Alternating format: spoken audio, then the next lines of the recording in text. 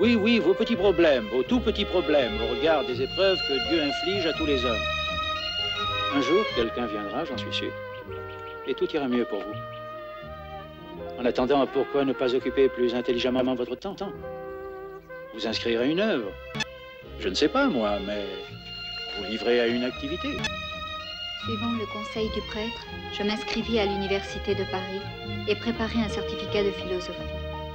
Je me mis au travail avec ardeur. Alors, vous comprenez, quand on a une idée comme ça, la question est vraiment pas de savoir si elle est vraie ou si elle est fausse. La question est de savoir si elle est importante, intéressante et si elle est belle. Et c'est la même chose en science, c'est la même chose en philosophie, vous savez. Ou bien je parlerai autre exemple, d'idée proprement cinématographique, de la fameuse dissociation. En un tour de main, toute la ville fut au courant. Que savez-vous de l'art moderne? Et que chacun de nous est plus ou moins victime du rêve des autres. Même quand c'est la plus gracieuse jeune fille, même quand c'est la plus gracieuse jeune fille, c'est une terrible dévorante, pas par son âme, mais par ses rêves. Méfiez-vous du rêve de l'autre, parce que si vous êtes pris dans le rêve de l'autre, vous êtes foutu. Ne soyez jamais pris dans le rêve de l'autre. Alors, vous comprenez, quand on a une idée comme ça... Parle-moi d'elle. Qui est-elle?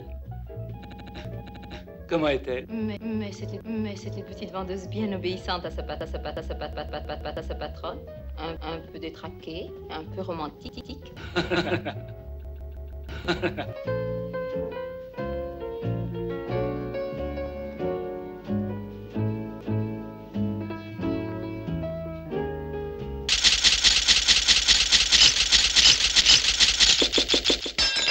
Oh, pardon. Mais ce n'est rien.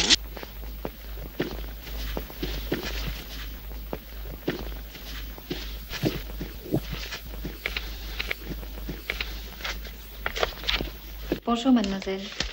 Vous êtes en retard, Carole. C'est un défaut que je ne tolère pas chez mes employés.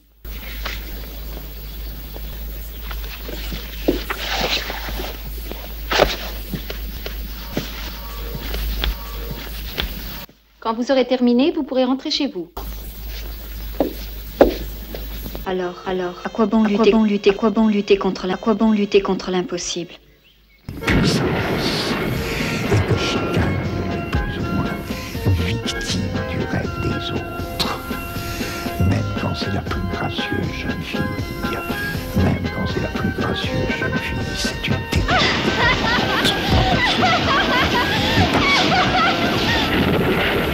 Méfiez-vous du rêve de l'autre, parce que si vous êtes pris dans le rêve de l'autre, vous êtes foutu.